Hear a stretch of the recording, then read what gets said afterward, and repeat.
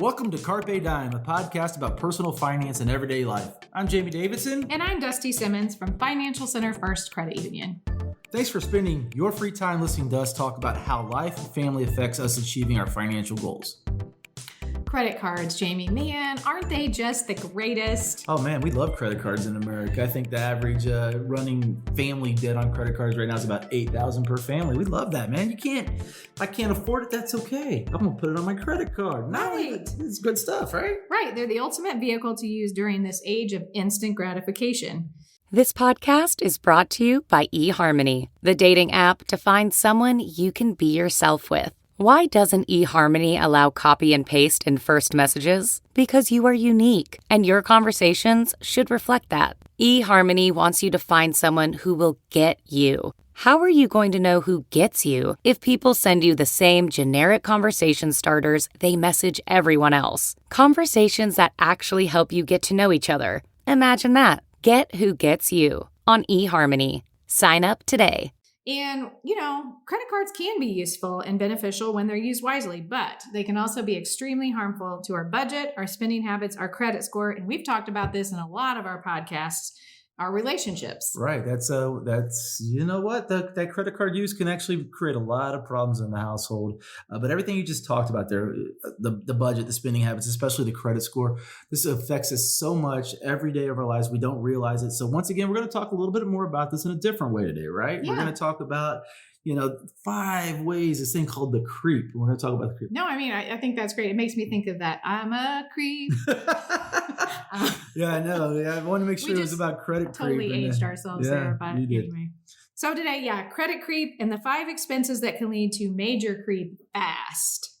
And the question you need to ask yourself is this: as you listen to this today, are you actually guilty of one of these charges? Because hopefully you're not.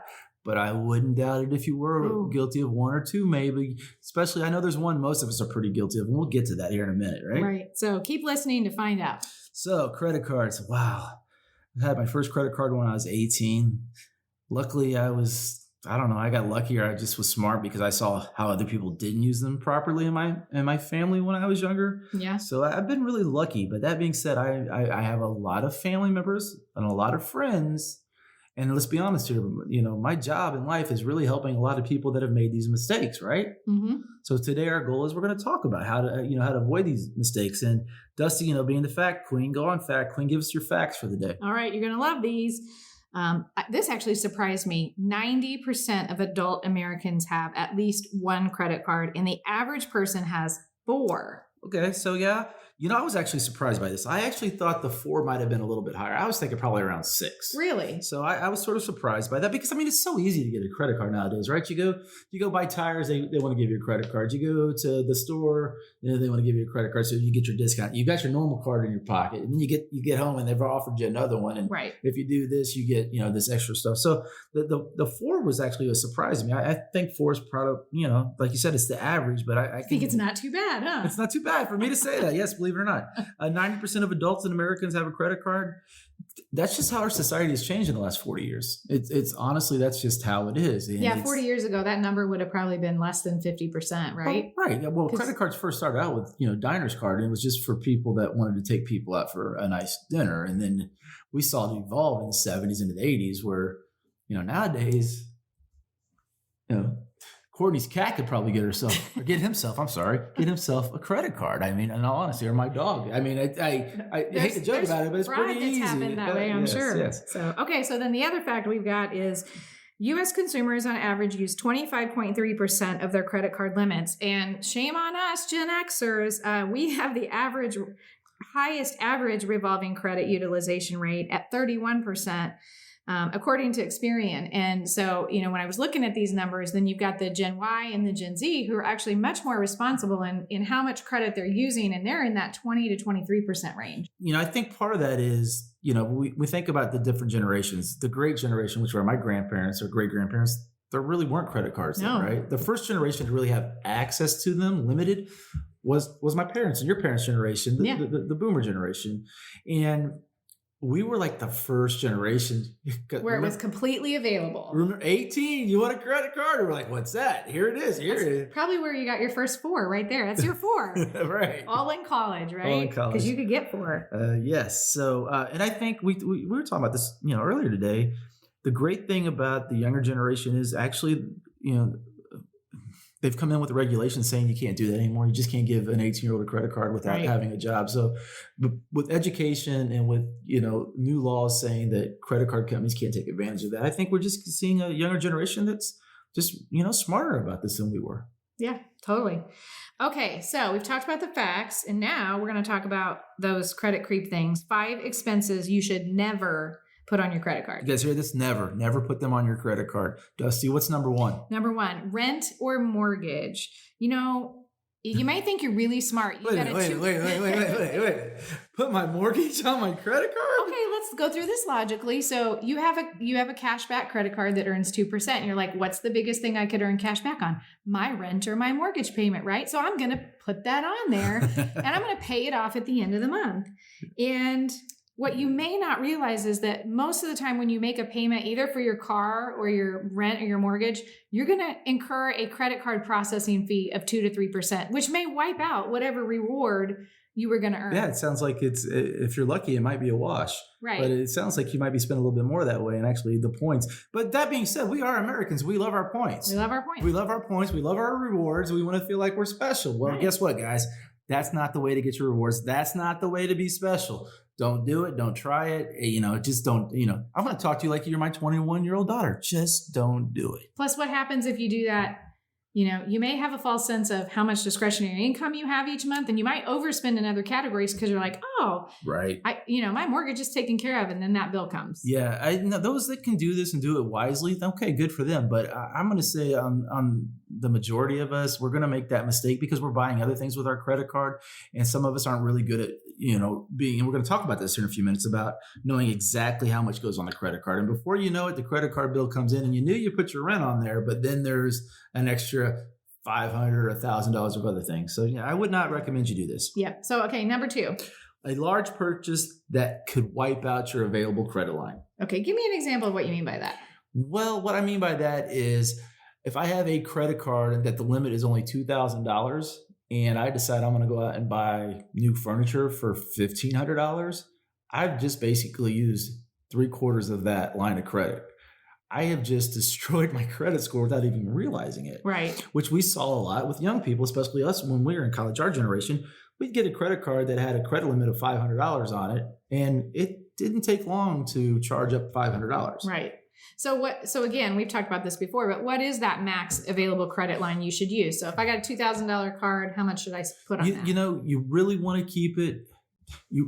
40% is pushing it. You want to try it 30%. So, a perfect example is if you have a $2,000 line of credit, the most you really want to charge on that is $800. I was going to say, don't make me do the math. Pull your calculator out. It's on your phone. Do the math. So $800. And you can so easily ruin your credit score by doing this and not even realize that's why it's happening unless you take the class and you learn, wow, oh, I didn't know that. Right. And so many people, when you go back to, the number 1, the rent or the mortgage, and now with these large purchases, what you're doing is you're going to destroy your credit. You're going to bring your credit score down so low. The next time you need to get a loan, your score is going to be so low, you're either not going to get the loan or the interest rate you're going to pay on the loan is going to be extremely high. Okay, so when I was writing this, I was thinking specifically about, let's say I need a washing machine and I go to Best Buy and they offer me a card and, with a $1,500 limit, and I put that $1,000 washing machine on that. Do the same rules apply with credit consumption and all of that on those store cards as it does for if I put that on my general Visa card? They do, but you've got to remember, this is about your whole credit pool you have there. It's like a swimming pool. So the more credit I have available, that pool's getting bigger, right? Okay, so I've got my $1,000 Best Buy card and I've got $10,000. So my pool is $11,000. Right. So you don't want to go over that 40% of that 11. Of that total, not what's on that particular. Yeah, but what card. happens is if you only have one credit card and your line of credit's $1,000, and you go up something at the appliance store, or the store where you're going to go, every time you go buy furniture, they want to open a credit card for you and you max it out. So what I would always tell people, if you're going to do that, ask for a higher line of credit. I'd ask for it to be, I would only spend 50% of what that line of credit is. Unless, if you have no other credit, you got to make sure it's higher than that. Okay. So be careful. Be very careful, yeah, because you can ruin your credit score. And not only that, here's what really happens as well. Not only that, you get hooked on the idea that I'm going to pay it off 24 months, same as cash, and it takes you 28 months. But the thing you don't realize is it was accruing interest the whole time. Mm-hmm. So the amount that you thought you were going to save by not paying it off on time, you're actually going to have to pay all that off. Yeah. At the same time, I've done those programs before, and if you do it responsibly, it's great. It's the best way to go, right? If you can't afford to pay cash. No, that's where this whole idea, you can use credit to your advantage, and that's a great advantage, but you've got to be aware of what you're doing. You've got to be cognizant of it, and not, if you're just throwing it on your Visa card, but then you're throwing everything else on your Visa card, it's going to creep up, and we're going to actually talk about that. Okay. Number 3, Dusty. Oh, taxes. And taxes can be one of those things that, it's creeped up on you. You didn't realize you didn't withhold enough, whatever the reason is. What type of taxes are we talking about? Well, I think what we're going to talk about is income taxes, but property taxes could be the same. Yeah, all of them, right? Same thing, right? But, unlike using a bank account transfer to pay your taxes, if you use a credit card, the payment isn't free. You're going to wind up incurring a fee that's a percentage of whatever the tax amount is you owe. And it could be anywhere from 2 to 4%. So just kicking an extra 2 to 4% of what I already owe. Yeah. Wow. But I'm going to get those points by using my card, right? So again, you might weigh your options there, but it's not likely going to work out in your favor. So the best way to handle this is, believe it or not, is actually, we don't really want to do this, but call the IRS. Mm-hmm. It scares all of us, but set up a payment plan with IRS. It's going to save you money that way. It's going to save you, putting on credit cards is not the way to go. Yeah. And don't ignore it either. Don't do the opposite and ignore that, right? Right. Don't. I know people who have done that in the past, and it always catches up to you. So the idea that you're going to not pay your taxes for a few years, it's going to come back and haunt you eventually. You're going to eventually, that's what they always say. Taxes, you can't get away from them, right? Death and taxes. That's what got Al Capone put in prison, was taxes. It wasn't all the other stuff he did. It was taxes. Right. All right. So number four, believe it or not, is medical bills. Which, a lot of us think, okay, we get a medical bill and they're usually higher than we expect, right? I think you've got a story about this. Oh my gosh. So in 2 days, both of my kids had medical emergencies. One was a trip to the prompt care, and the next day was a trip with the other child to the emergency room. So lots of wine later. And a ambulance. So anyway, I got the ambulance bill the other day, and it was $2,500. And I have a health savings account, and I do a good job putting money away, but I just about lost it. So you got both those bills. And have you got them all in yet? I haven't even gotten the hospital bill yet. Lord. With all the testing and the emergency room visit. So I have no idea what this is going to end up costing me, but it's starting to make me nervous. So it's coming in and you're going, oh my God, I don't have that much of my HSA, right? Right. So you being a person that wants to be responsible with your, and not go to collections, you're like, I'm going to pull out my Visa and pay for it, and I'm going to get my points. Don't do that. Right. Because here's the thing, wait for all the bills to come in, actually call those hospitals, and you've got a few different options. Some of them actually will reduce those bills if you ask them. Mm-hmm. And if they don't, they all have payment plans where they don't charge any interest. And they will go anywhere from 6 months out to 2 years, 3 years.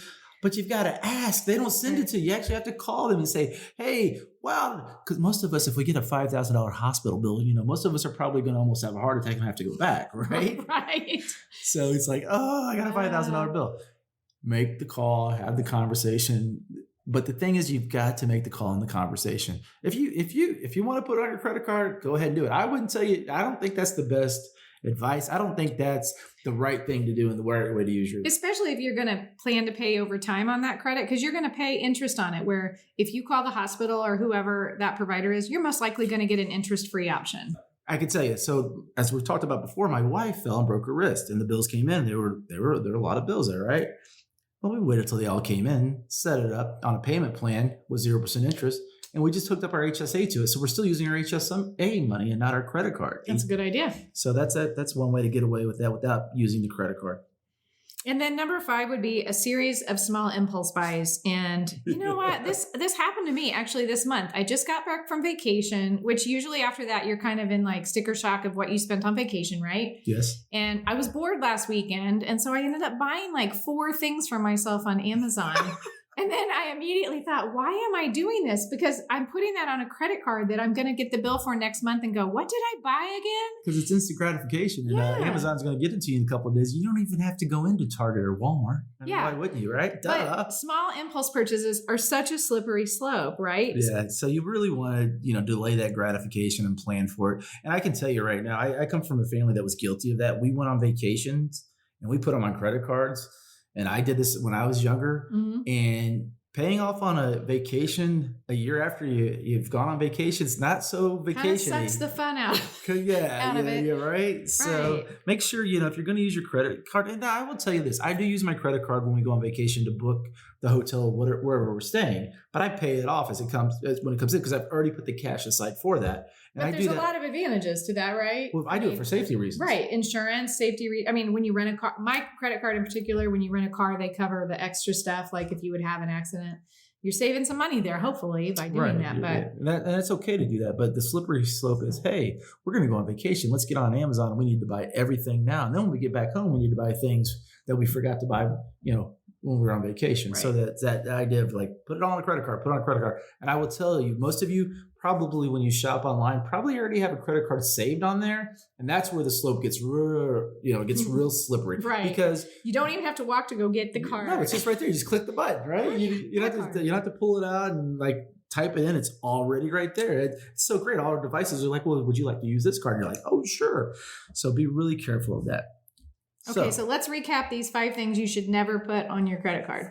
Number 1, rent or mortgage. Number 2, a large purchase that wipes out your available credit. Number 3, your taxes. Number 4, medical bills. And number 5, a series of small impulse purchases. So, credit creep is real. Creep, what? Credit creep is real. Okay. I mean, you've called me some things, before, but creep wasn't one of them. So yeah, credit creep. Okay, tell me about this. But What is it? there's 4 tips we'd like to give people and how to avoid it. I mean, obviously don't put these 5 things on your card, but what are some other things we can do to avoid it? Okay, number 1, treat your card like you would cash. Right. Check your balances. Be aware. You can actually go online on your phone online, and you can check your balances on your cards at all times. If you're not a person that wants to be online, guess what? You can actually pull your card out and call the number on the back, and it's going to tell you how much you owe. It's going to tell you what your statement balance is. It's going to tell you what your current balance is, and not only that, it's going to tell you what your last 5 charges were. Yeah. So don't use that as an excuse of I don't have it on my account. I didn't know. Number 2, know the cost versus benefit of rewards versus fees and credit impacts. So Right. 2% back, you're going to incur a 4% fee. Probably not a good value. So 4.2. So that means we're paying 2% more than if we had just paid it the other way. And if you're using more than that 35 or 40% of your credit limit, you're also hurting your credit. So be smart. Be cognizant. I like that word. That's my Okay, word of the week. cognizant. Cognizant. Number 3, try not to charge without having a plan to pay off that charge in the short term. What does that mean? Well, it goes back to, like I said, if I'm going to go to Disney World, I don't want to put it on a card and pay it off for 2.5 years. I want to have that thing paid off when I get back. Did this when we were younger.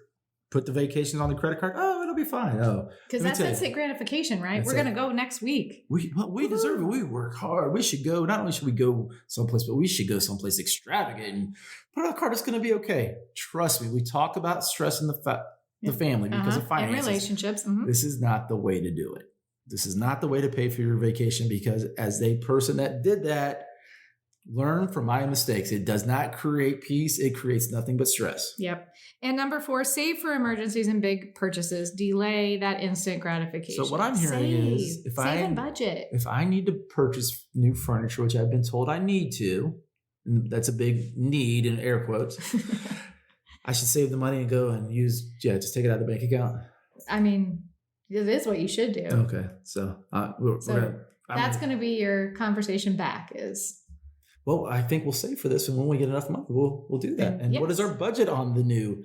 That's a good point because then you don't blow out a budget that you don't really have because you get there and you like something and you're like, oh, I'll put that on a card. Yeah, this is a totally different story. We should have this as another podcast. Okay. But if you're going to go shop for furniture, you really need to have a conversation and have a budget because once you get there, it's like opinions different. It's on like Donkey Kong. And most of us don't walk into one place and go, yeah, we're good to go. No. Yeah, that's a good point. All right. All right. So those are our 4 tips for avoiding the creep. And what we mean by the creep is the credit creep. Okay, the credit creep. The other creeps, you're going to have to find another person to talk to about that because I don't know how to deal with that issue. So let's wrap this up. Dusty, tell us about, what's next. All right. So being vigilant about responsible use of credit is a cornerstone to financial success. And it's something we talk about all the time. So if you're making good use of your credit, great, keep up the good work. But are you in a credit creep or major debt and need help getting out? What should people do? What you should do is you should actually go to your bank or your credit union where you actually already bank at and sit down and ask somebody if you can talk to them. There's probably somebody there that is certified to be a counselor that can help you out. Sure. And if you don't have a bank or credit union and you're in the Indianapolis area, come see us. I can help you. Look me up, obviously. If you go to the podcast, all our information's there. Right. And we'd love to help you. But no matter who you talk to, there's no judgment there. They're just trying to help you figure out the right thing. Like, don't be embarrassed about where the situation you're in. Go get help. I think that's something that's really evolved in our society. It used to be one of those things where you didn't want to talk about the finances like that because the scorn. But there are so many groups out there now that's what they concentrate on. There are so many different community groups that can help with that. So reach out to whoever it is and don't be embarrassed because we're out there to help you. And everybody makes the same mistakes. So don't feel like you're alone in it, right? Yeah, you're not the only one. Trust me. Even people who are good at managing their money don't do it the best all the time. Dusty's really great at it, but she just came back from vacation. I'd hate to see her credit card bills. I haven't even looked yet. So I need to take your advice here with this credit creep thing. Get on your app. So yeah, get on that app. Make sure you're aware of how much you're spending, and everybody, we're all doing the same thing together. We're all learning. So thanks for listening, and take us out, Dusty. Carpe Dime is presented by Financial Center First Credit Union. It's produced by Jamie Davidson, myself, and Courtney Cooper. Financial Center is a 7-time national award winner in the category of adult financial literacy, and our goal is, Jamie, to help improve your financial life. It absolutely is. To learn more, visit fcfcu.com. And if you like what you hear, where can they find us? You can find us on iTunes, SoundCloud, Spotify, and the All Indiana Podcast Network. All right. Thanks for listening. Thanks for listening, everyone. Have a great day.